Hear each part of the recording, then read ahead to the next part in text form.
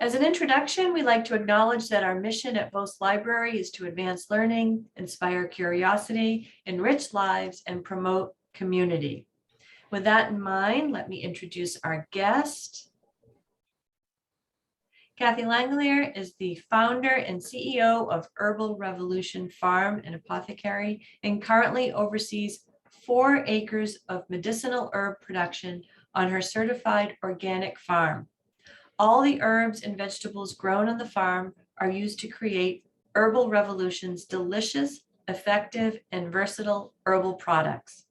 She's the author of Herbal Revolution, 65 plus recipes for teas, elixirs, tinctures, syrups, foods, and body products that heal. And I just want to put a plug in. We do have that book at Vose Library. Without further ado, please help me welcome Kathi Langelier. Hello, Kathi. Hi.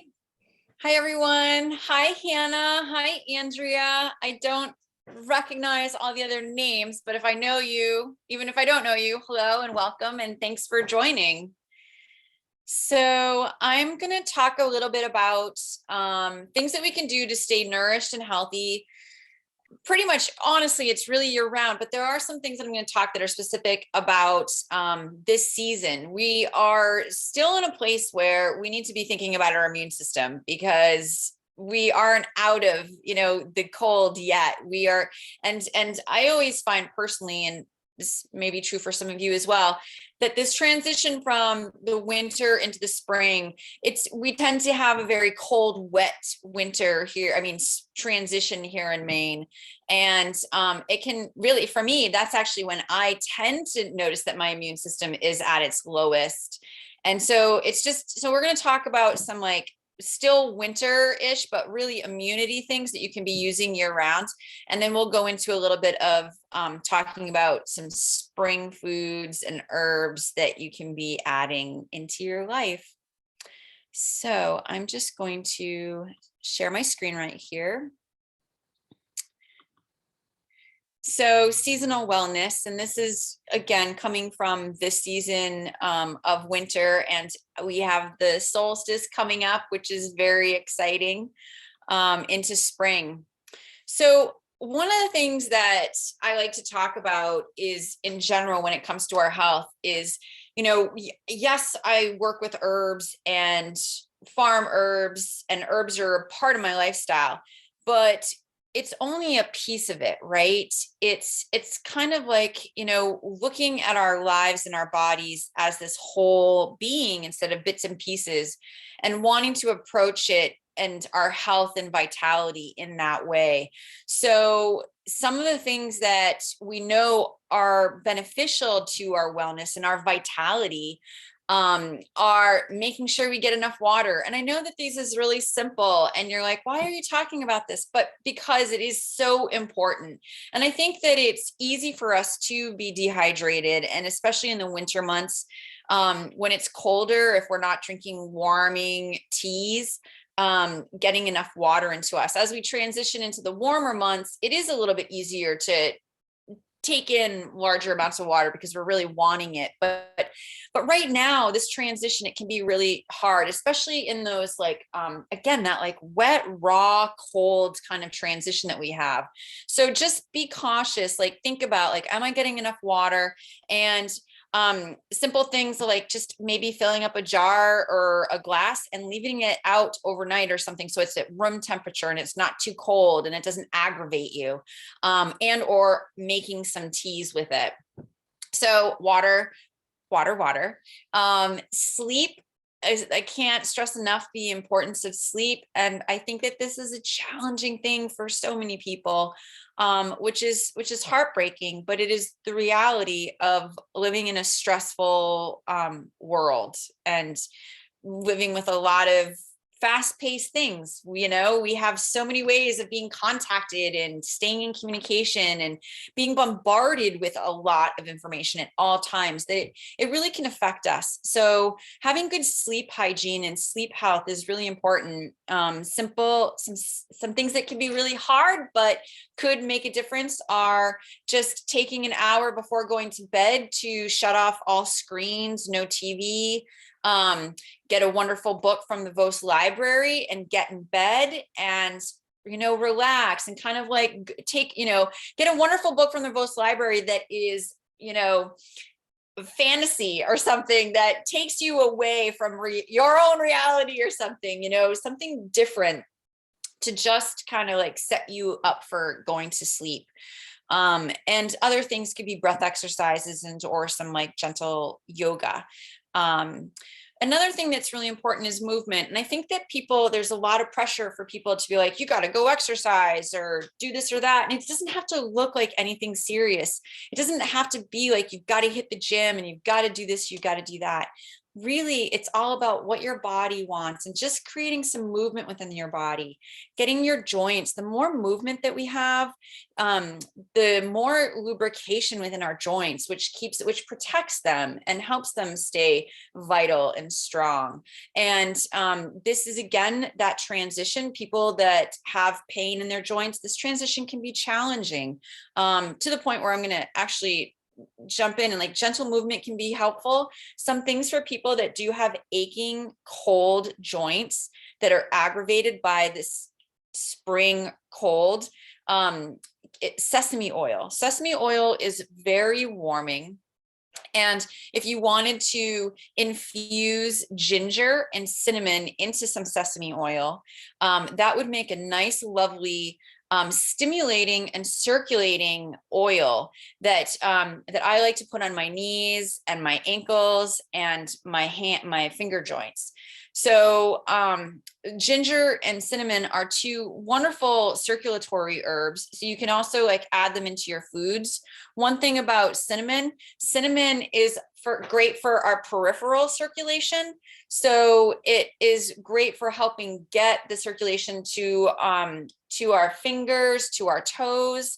So if you have slower circulation and like Raynaud's or things like where your hands go numb or your toes, cinnamon is a good one. So a nice cinnamon infused oil. To make a cinnamon infused oil or a ginger cinnamon infused oil, you would get some sesame oil, and you could get some, let's say you take a cup of sesame oil, and I would do 2 teaspoons. Let me see, how would I do this? I would do a tablespoon of cinnamon and a tablespoon of ginger and in that cup, and let it infuse for a minimum of 2 weeks. And then you can strain it, or you can let it sit longer, and use that. Another quicker method is you could do a slow heat of those herbs with the oil, but very low, very, very low. And that way you can use it a little bit quicker. And then after you heat it, use what you need and then put it in a jar still to infuse for longer. But movement is fantastic. Gentle movement, literally just getting a walk. Our lymphatic system ties into our immune system, and it helps remove toxins from our bodies. And getting our lymphatic system moving is wonderful. And there's lots of techniques, but really a walk is one of the best ways to get your lymphatic system moving. So movement, Nourishing Foods, I always like to tote, and as a farmer, I'm always about, supporting and eating local organic foods and proteins. So buying your organic meat proteins from a locally sourced, from a farm locally. Here in Union, we are so fortunate. We have so many farms. One, Andrea of Bray Maple is with us today, and she's an incredible local farm that provides organic vegetables for us. There's the farmer's market, and then there's, I'm forgetting, oh dear, there's organic meats, Guinea Ridge and Skip. I'm forgetting the name of their farm, but they're right on North Union on the corner. So supporting our bodies, nourishing it, feeding it like we feed our plants when we're growing them, and eating a rainbow. Stress management. I'm not saying don't eat sugars. I eat sugars. I just made a bunch of I ice cream sandwiches for my team. You know, we have to enjoy life, but it's a matter of like recognizing balance and within that. And so excessive sugars and excessive sodium can really be taxing on our body, especially with our immune system. Sugar can really play a major role. So just being conscious of like excessiveness, like, and having things be a bit more balanced. Don't deny yourself things, but definitely pay attention to like what's going on. And if you're like, gee, I'm really craving these extra sugars, maybe like see what's going on, and maybe replacing that with sweeter foods like squashes and carrots and beets, or fruits, and kind of helping your body transition that way. Other stress management, getting outside, honestly, just go outside, get outside for a walk. It does so much for our bodies. Breathing exercises, and gentle stretching. Just to make this note here, I mean, stress and anger decreases our immune system by raising our blood sugar, our blood pressure, increasing stress hormones, which disrupts our immune response and digestive function. It affects so many things. And I used to know the statistics, and I'm terrible with statistics, but after being angry, it can affect our immune system and decrease our immunity for, I believe, like 3 hours, or there's some statistic of like how long you're angry to how long it keeps your immune system down. But these are real chemical reactions that our body has when we're under stress, pressure, and other emotions. So something else to like think about. I'm not going to spend too much time here actually on this foods and nutrients, but this kind of goes into like where you can get, you know, why these things are important, and the foods that you can get from them. You know, zinc is really important for our immune systems. You can get them from oysters, hemp seeds, pumpkin seeds, lentils, oatmeal. Iron, all of these things play a role. Vitamin A, vitamin B, vitamin C. We need to constantly be remembering to eat, you know, anything that is colored is going to be filled with a lot of vitamins and minerals. And that's why that Eat Your Rainbow, you're going to get a lot of bases covered if you eat a lot of varying bright colored foods. So ginger, we just talked a little bit about ginger, and I love ginger. I like it for all seasons, but primarily, you know, here in Maine, it's like 3 seasons. I use it a lot in, you know, the fall, the winter, and this early spring, as we, you know, until it gets pretty much warm. And it's really helpful for expelling that cold. It can be really helpful, like especially the spring. It's that damp cold that we can have, that raw damp cold, and it feels like it can get into our joints and into our bones. And so ginger can be really helpful for expelling that and getting it out of the body. It can be great for any lung conditions that come up, because that will happen. That there usually is a cycle. Although so many people wearing masks, I think that people are maybe getting sick less and not having that, which is a really great thing. But ginger is fantastic. And I always recommend eating ginger, adding it into your foods, making a fresh ginger tea. A fresh ginger tea with a little bit of Maine maple syrup is so delicious. And you can drink that cold, you can drink that warm. It is so tasty. So I love that. But if you don't have fresh, dried works well. Dried has a bit more of a heating effect than the fresh. The fresh is fantastic. The fresh is really good for nausea. Dried ginger is going to be more warm than you would get from the fresh ginger. And eating it in foods and eating it with turmeric and ginger, good friends, and they go really well together. And I like to just dice both of them up and saute them in a little bit of olive oil and sprinkle that on meals, sprinkle it on salads, or you can eat it as a snack. Ginger honey is also a delight. If you're somebody that does have a sweet tooth and you like sweet things, I suggest starting to create and make herbal honeys. It is such a delicious way of, you know, satisfying a sweet tooth and also getting some herbs and those wonderful flavors. It's also a way, if you have ginger honey, you could just put that ginger honey into some warm water, and then you have also like a nice sweetened tea. Garlic. I love garlic. I grow garlic. I can't speak enough about garlic. Adding garlic into our diets is a great way if your body can tolerate it.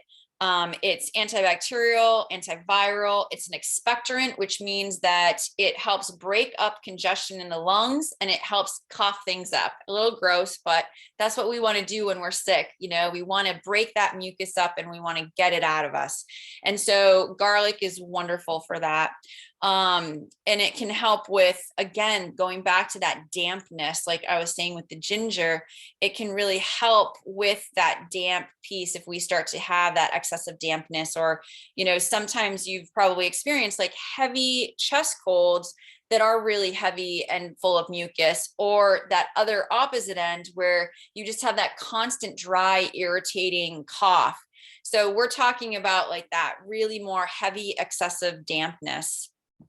The garlic and the ginger and thyme go well together. I love to make a tea with that when I'm starting to feel something coming on, and I'll just use what I have in my kitchen. I'll just use fresh garlic and ginger and a little bit of thyme. Rosemary is wonderful in there as well. And then I'll put lemon in it. Lemon has a wonderful it brings its own vitamin C. It is really helpful as well. And it brings a nice flavor to the tea.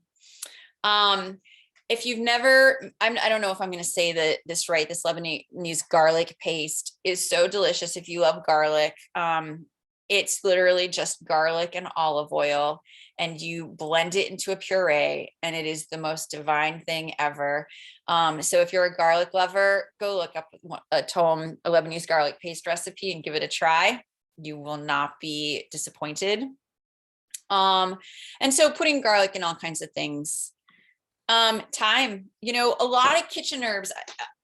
It's amazing what we can do with things in our kitchen. Oregano, thyme, rosemary, the garlic, the ginger. This is food, right?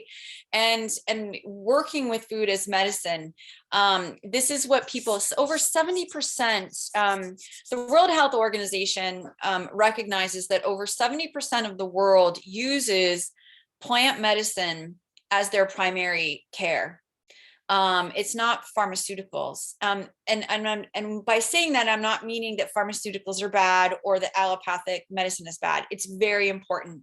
But I think it's important to recognize that there's a lot that we can do for our health, especially preventative care, that is literally right in our kitchen. And so a lot of people have thyme, and thyme is antibacterial, anti-inflammatory. It's also an expectorant. Again, going back to that wet cough, those damp pneumonia. So you're seeing a trend here. You know, these are things, and rosemary, I think rosemary is coming up next. Roasted nuts with thyme and rosemary. If you've never tried this, that is a delicious way of, if you love nuts, that's a great way of using it. Thyme, putting it in your veggies, putting it in soup stocks, putting it in any kind of food that you like, making a salad dressing with it. You're going to get the benefits. During the plague, this is what people used. They used thyme, they used rosemary, and they used garlic and onions. Again, rosemary, antibacterial, anti-inflammatory. It's warming, it's drying. And so again, going back to it's warming and drying. So it's good for, again, that cold, heavy wetness. So putting it in food, honey, again, going back to honeys, if you like honeys, I love making rosemary, lemon, ginger honey. That is one of my favorite honeys. And I usually use our white pine needles on the farm. White pine is high in vitamin C, and it is a great lung support. So it adds just a nice, lovely flavor. So putting rosemary in all kinds of things is great. Fire cider, if you're not familiar with it, this is a blend of many of those things that we just talked about. the rosemary, thyme, and putting horseradish, which is again an expectorant. It gets things out. Onions is an anti-inflammatory. It breaks things up. One thing I want to mention about onions is if you're not familiar with poultices, this is using herbs. In this case, it would be onions directly on the body. So with really bad infections in the lungs, you would put like maybe a thin cloth, like a kitchen thin tea towel almost on the chest, and you could put sauteed onions then on that, and then put another towel on. So you have this warm poultice or warm compress on the chest of the onions. The onions help break that congestion up, and it can really help bring relief when there's a lot of sinus issue. Putting some in your sock. It's been so long. I keep talking about this, and then I'm like, oh, I gotta go redo that to make sure I'm telling it works. But putting garlic or onion in your sock actually can have an effect as well. So it's powerful, this food that we eat on a regular basis and have in our pantries. So this is something you can make throughout the season. You put all these things, all these vegetables and herbs into apple cider vinegar, and you can sweeten it with honey, and then you let it sit for a couple of weeks, and then you can strain it. And then I like to eat the food. I don't get rid of that horseradish and that ginger and that onion and garlic and hot peppers. I will then put it into like a food processor and then use it as like a chutney, or putting it on things, because there's so much flavor in that. And again, it's going to have that very like warming, energizing, circulating, and diffusing effect of the sinuses. So turmeric. So now we're going to kind of transition a little bit into the fact that we're coming into the spring season. And the spring season is, we come often from the winter and things are a little heavier. We're eating a lot of root foods, which are delicious and sweet. But I bet I'm not alone that we start wanting to crave some of these bitter things, like bitter salads and bitter greens, or just greens in general. And that's our body's natural cycle of wanting to sort of lighten things up a little bit. And our liver, these foods, our liver functions beautifully, right? It does its job, but some of those bitter herbs can help support the job of our liver. And turmeric is one of those plants that helps supports the functions of the liver, but it also helps to protect the liver. And we don't, I feel like, hear much about this aspect of turmeric. We know that it's an anti-inflammatory, and a lot of people are aware of its anti-inflammatory benefits, but it's a real great one for the liver. So I like to add it again to foods for its anti-inflammatory on the whole body. So if you're reducing inflammation in the body, you're going to be reducing pain, which is always a good thing. But you're also then adding it to help support the liver. It also helps support healthy digestive systems. And it's warming. One of the things when we do transition, we're in this cold season, and a lot of the herbs that are greens are bitter, which is great, but they're also very cooling. So the spring itself is cool, unless we have like a real hot one, but usually the early spring is cool, and then these foods are cool. So adding some warming things like the turmeric and ginger are going to be really good for our digestive system. And also, eating turmeric, there's a lot of supplements on the market, and I'm not going to go too far into the supplements. We even make a turmeric tonic, but if you can eat turmeric, that is the best way to have it, your body accept the phytochemicals that are in it. It's very hard for our bodies to break down and access those turmeric pills and to really fully digest them and get the benefits. So if you can eat it and you have that ability, I recommend that being the best.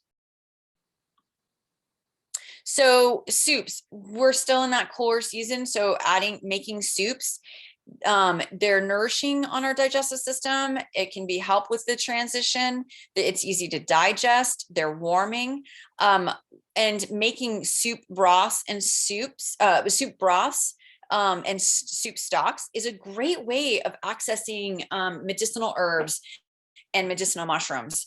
And the medicinal mushrooms, we have a lot of access to, a lot more than ever before. More and more people are recognizing the benefits of medicinal mushrooms. So it's easier now to go into the local co-ops and get mayatakis or lion's mane. And I recommend, if you can get fresh maitake and lion's mane, don't use it on a broth, eat it, put it in some delicious meal. But if you have dried maitake and dried medicinal herbs, putting them in a broth is really great, especially herbs like mushrooms like reishi, which is not one that you would go and eat, like maitake and lion's mane, or shiitake.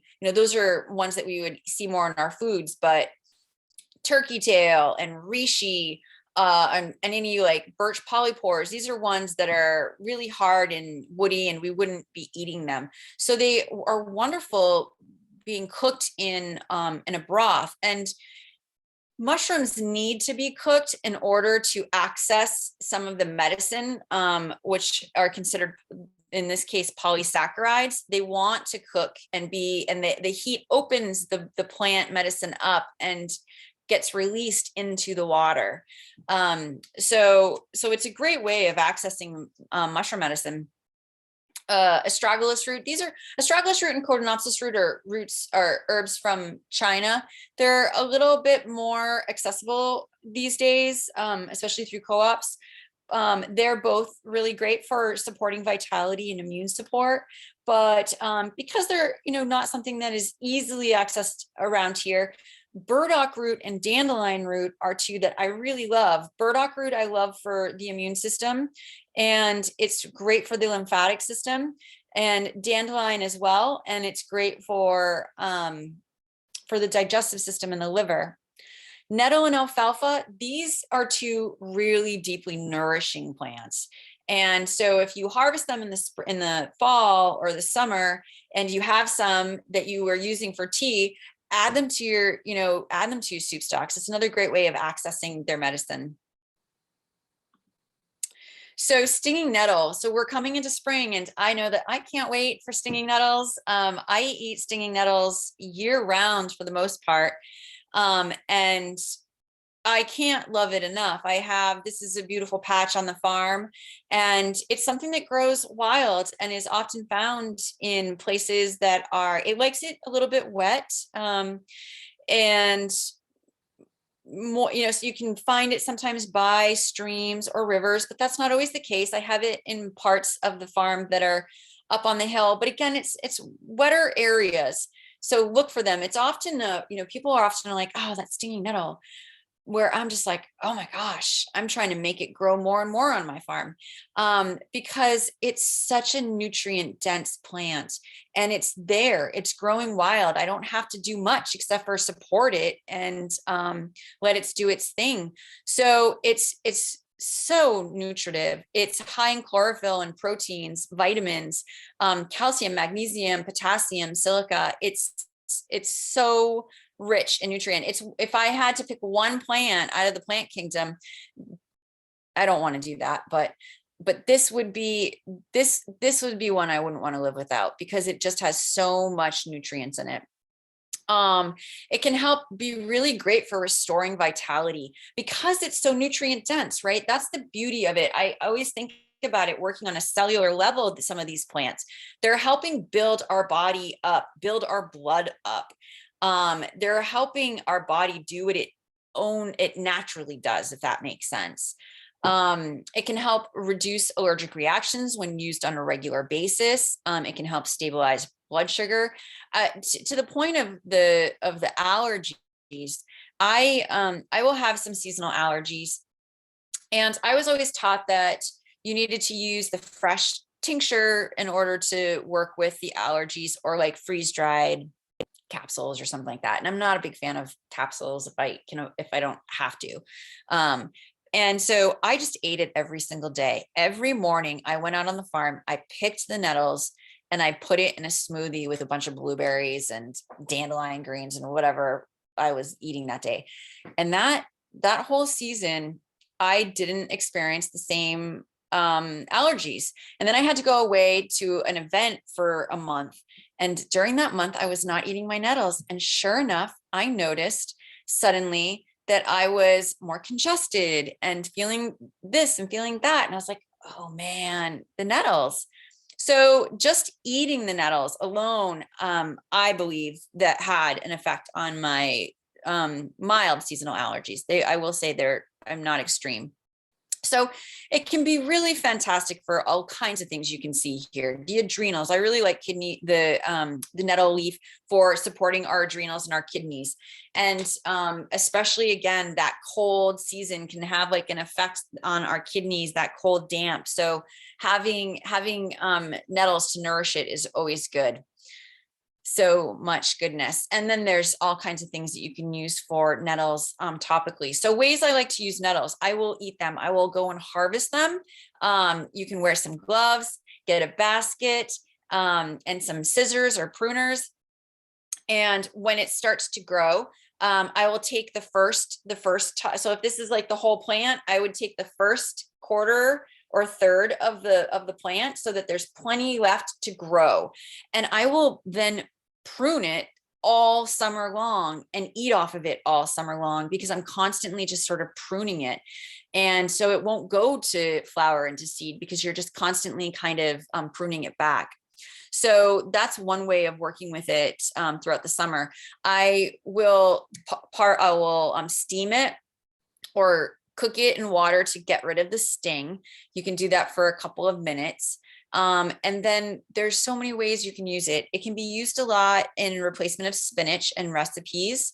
It's good in, I like it in my morning smoothie. It can go in frittatas, be made into pesto, be a topping on pizza, you name it, you think it up, you can do something with that. Fresh vinegar, infusing the fresh nettles into vinegar. The raw apple cider vinegar is so fabulous for extracting minerals. So herbs that are high in minerals, the best way to access those minerals is to eat them or to extract them in apple cider vinegar. So using the fresh nettles in vinegar is great, or dried. You can also harvest it and dry it for later use throughout the winter. And what I did this year is I harvested a bunch of the nettles that I had been eating all season long. And I knew we were about to hit a frost. So I'm like, all right, I'm going to go harvest them down. I cooked them. And then after they were like sort of just cooked, I took them out and then I put them in, I took a cup, scooped out the nettles and put them on a baking tray. And they were just still in their like cup shape. And then I put them in the freezer and they froze like that. So now I have these single serving cups of fresh nettles that was, cooked and froze. And I have been using them all winter long. And it brings great joy to be able to use those. So those are other things, or you could freeze them and puree it and put it into ice cubes. This is one of my favorite soups to eat in the springtime, and a fresh nettles with roasted cauliflower and leeks. I'll make, you can make whatever kind of soup stock you want. This is the particular stock that I was suggesting. This is a recipe out of my book. And so roughly 3 leeks, and I just clean them, cut them, slice them, and roast them. 1 large cauliflower, and I toss the leeks and the cauliflower with olive oil and salt, and pepper, and then roast them. And then I get about 8 cups of fresh nettles, and then I'll put those nettles into some boiling water. And again, just like blanch them real quick to kill that sting, get them out of that water. And that water you can save it, you can drink it, you can feed your plants with it. Your plants will love having that water. And then I put some celery in it. And so after I roast it, I just throw it all in a blender and call it a day. It's just then done with the soup stock. If you don't have time to make a soup stock, another nice thing is like you could put like like a miso and hot water together and have that be your soup stock. And then you can go to town and add garlic, olive oil, or Parmesan if you eat cheese, or like cheesy bread or whatever your heart desires. Fresh chive flowers are tasty. So this is a wonderful way of enjoying fresh nettles in the spring. Burdock root, this is coming right around the corner as well. And I'm excited for burdock. Burdock is one that I like to use all winter long, like I mentioned in my soup stocks, for its immune support. And it really helps with supporting it's a gentle lymphatic. So it helps support the lymphatic system. Burdock is a great cleanser for the blood. It helps clear toxins from the blood. So when our livers can maybe get a little bogged down and, we're feeling just a little like needing that little extra, like maybe we've been eating a little extra processed foods and our bodies are just feeling it, or we've been just enjoying life and libations, but our body is now starting to feel that. The burdock can be really wonderful in helping gently cleanse the blood and cleanse the liver. And also burdock is a really great for our digestive system. So both burdock and dandelion root are what are considered prebiotics. And so probiotics, most people are familiar with probiotics, and those are the beneficial bacteria. The prebiotic is the food for that bacteria, and it helps prepare our gut to support the probiotics. So eating prebiotics is a wonderful way to make sure it's all part of like that whole system of having a healthy gut flora. So that's one of the things that burdock can be really great for. Burdock is also another food. It's traditionally been used for food in Japan. Native people of this country, all over really, historically, I found that people use burdock root as a food in many various cultures. And I love eating burdock root. And what I'll do is I will harvest. One thing with the roots is harvesting them when they're young enough and tender. The older they get, the woodier they become and the tougher they are. So it becomes a little bit more challenging to enjoy them as much. But I will harvest these young, tender burdocks and burdock roots, and I'll roast them. I love roasting them. That's one of my favorite ways of working with them.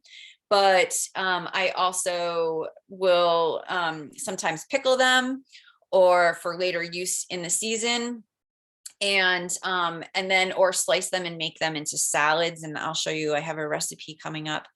But it's great for all kinds of things too, because it's great for purifying the blood. It can then help with clearing skin conditions, and is something that can be great for chronic eczema. And I've used it topically. I've actually made oils with the root in olive oil, and then used it topically in some formulas for eczema. The leaves can be helpful too for some of these skin conditions. Just taking the leaves and again, going back to that poultice of like where you're taking a plant and putting it on your body, I would maybe blend the burdock up a little bit and put a little bit of olive oil, so it's almost like a little bit of a paste. And you could put it on some eczema or psoriasis. If it's more of an oozing, I know, sorry to be, but if it's more of an oozing skin condition, then I would blend it with that burdock with a little bit of green clay and some water, so it has a bit more of a drying effect. And so other ways, if you don't want to eat it, you can definitely dry it, and you can cut it up and use it as an infusion. You can use it in your soup stocks. And, we haven't talked about tinctures, but you can make alcohol tinctures with it. And this is another one that makes a great vinegar. There's a lot of minerals in burdock, and especially the early spring, when those roots have been just sucking up all the wonderful nutrients in the soil. and putting all the energy into the root instead of putting it into their leaves. So this is why we harvest the roots in the early spring, and or the very late end of the fall, when all the energy is going back down into the roots. We don't harvest the roots during the growing season because all the energy is growing those big, beautiful leaves and or those burrs that drive people crazy. So those are the best times to harvest the root if you're going to harvest the root. So Gobo Salad, I don't know if anybody remembers Obento in Rockland. It's been a long time since that restaurant's been around, but they used to have my favorite Gobo Salad there. It was so good. So having burdock roots, and you can see from the picture how it's thinly sliced into sort of matchsticks, and same with the carrots. And then so that's the burdock and the carrots that make up the salad. And then the dressing is the blend of the tamari, the marin, sesame oil, toasted sesame seeds. And then some people like to put honey or mayonnaise in, and I think, it's up to everyone's different tastes, and flavors. When making this, I tend to never peel the anything off of. I leave the skin on, but I do put this on here, the peeling option, just because again the burdock can be a little rough and the skin can be a little rough and not as tender. Taking it off does make it a bit more tender, but I don't mind that. So you slice them like the matchsticks, and then the burdock needs to go through a little bit more work. And so you put it in the water for about 10 minutes to help it prevent it from oxidizing. When you're working with the plant, it will start to change color when you're working with it, and it will almost look like it's bruised from the oxidization. So soaking it in the water can help. But then you want to parboil them, because that will also soften that root and make it even more palatable and tender to make into the salad. And after you go through the period of the parboiling, you can just dry the roots off, and then you mix the dressing and combine it all together, sprinkle a little toasted sesame seeds, and it's so good. So tasty. This is a recipe I pulled from, this isn't my photo, but it's a recipe that I wrote in one of my books recently. And all I could think about was, I just was drooling. I can't wait to eat this salad, because nobody sells burdock root anymore. You used to be able to go into Fresh Off the Farm and buy fresh burdock root almost year round. And nobody carries it anymore. So you got to wait till the spring. So dandelion, lots of parts of dandelion are accessible and used. It's not just the root. The leaf is very medicinal. It's both the leaf and the root are considered aquaretics or diuretics. I mean, my teacher, he likes the word aquaretic, but they both can be diuretics, which helps remove fluids from the body, is what a diuretic is. And a lot of diuretics will deplete our body and take away the potassium in our body. And the dandelion leaf and the dandelion root do not do that. They don't deplete our potassium, but yet still they help decrease our fluid retention, and edema. Which is edema. So that's one really great thing about dandelion. Dandelion is also the greens. They're so nutritive. I love eating them. They're filled with vitamins and minerals, and you can eat them fresh. You can, they are bitter, and they're going to get more bitter as the season goes. So the earlier in the season, the less bitter they'll be. You can eat them fresh. You can steam them. You can boil them. I love making them into pesto. I make dandelion leaf pesto pretty regularly. I put the dandelion leaf in my smoothie with those nettles. I can't love it enough. And you can just do so many things again with those dandelion leaves, sauteing them, putting them in frittatas, eating them with roasted vegetables, sauteed vegetables. anything that wants to bring that like little bit of a bite, and bitterness, it's just quite wonderful. And that bitter piece, that is part of what activates our digestive system. And it really starts from having that bitter flavor. As soon as it hits our mouth and our taste buds, it activates our taste buds. It tells our body like, hey, this bitterness, let's get our digestive fluids going. And it starts with our saliva. And suddenly you'll be like, oh, I feel like I have a little bit more saliva. And like, maybe you'll feel like your stomach churn a little bit. And that's the bitters working with our bodies, so that doing what our bodies naturally do. So bitters are fantastic for working with our digestive system and helping our digestive system work and function properly, but also absorb the foods that we're eating. And so the root is also another great bitter. It's a different type of bitter taste. They both have a different sort of bitterness to them. The root is maybe a little bit sweeter. I find burdock root to be sweet too, personally. But nonetheless, it is bitter. And again, the root is like burdock, has inulin in it. And it's that inulin that is the prebiotic. So it works in supporting our digestive system, and feeding that healthy gut flora of the probiotics.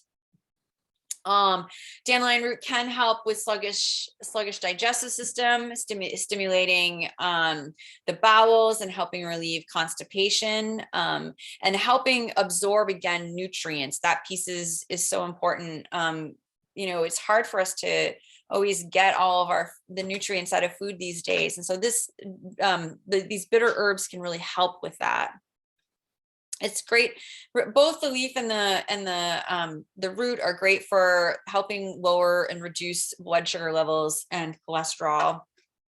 And again, it's a great liver tonic. And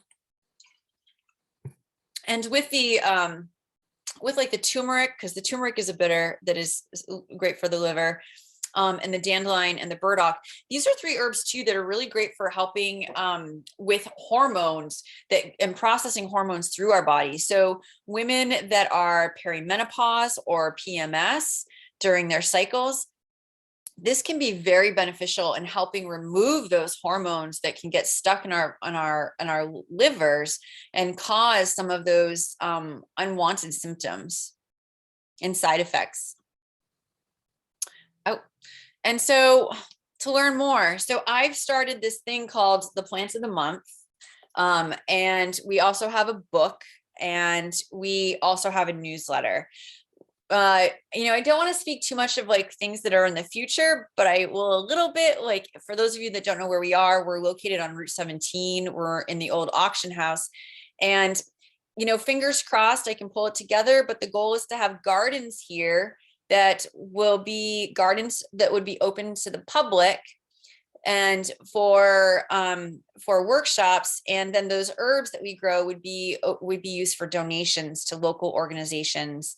So this is the long-term vision that I have, and to have more educational pieces here and to get the gardens going here. So fingers crossed, that might be also another great way. So definitely sign up for our newsletter and stay in touch that way and see what happens. And then this thing that we're doing is called the Plants of the Month. And this was spawned because, again, I want to do education. Yes, I'm a products business. I have a products business, but it's all about teaching and sharing this information. And I really want people to get out and understand that there's a lot that they can learn on their own. And the Plants of the Month is sort of this self-guided way of learning plant medicine and how to work on a deeper level with plants. And so I've been writing these zines, and each zine, it goes in depth on the plants. So those are things that are now available too, not just our book. We have these herbal zines, and I hope to start coming out with actually a medicine making zine, and breaking that down. Just, it feels like they're bite-sized accessibility ways of learning herbalism on people's own time, without having to sign up for anything big. And I don't know what happened there, but I just skipped over all the rest. But the last part was, thank y'all. Thanks for showing up and coming out this evening and listening to me talk about plants. Kathi, And does anyone have any questions? thank you so much. Yes, if you'd like to unmute and ask away. Hi.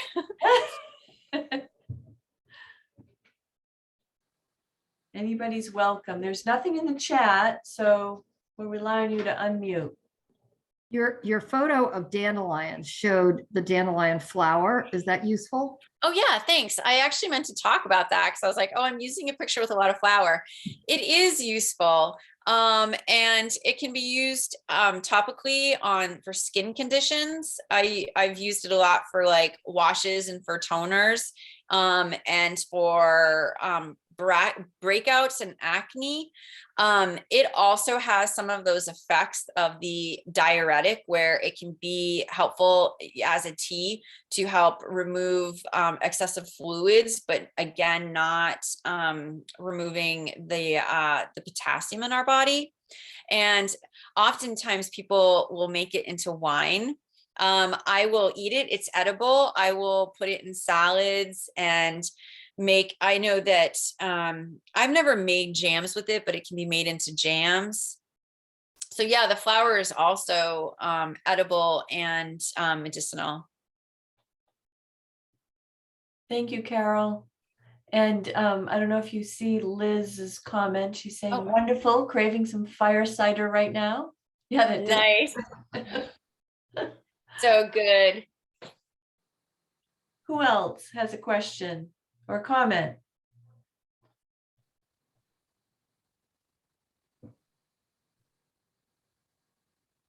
Well, maybe not.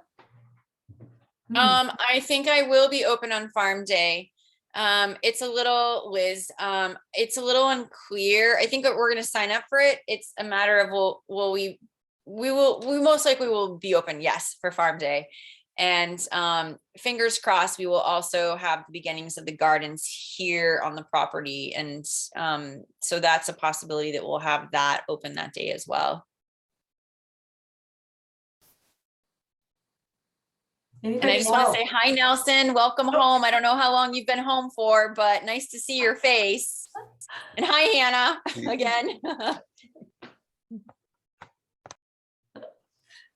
Oh, we are so lucky to have you right here in Union, Kathi. And once again, that you've come to our Vose presentation and shared your expertise and knowledge. It is amazing to listen to all of this information you've shared. And I've written some notes down for myself, and can't wait to get my hands on that burdock.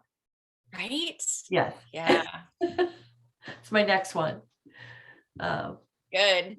Yes. Looks like, can your products be purchased at your Union location? Oh yeah, that was actually on the slide. I would have forgotten.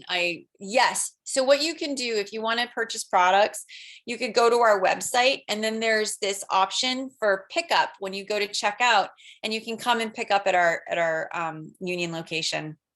And also locally, the Georges River Mercantile, the old Agway, is also now carrying some of our products. So that's another place you can find them. Excellent. Excuse me. Carol, did you have another question? Oh, it's coming. Oh, okay.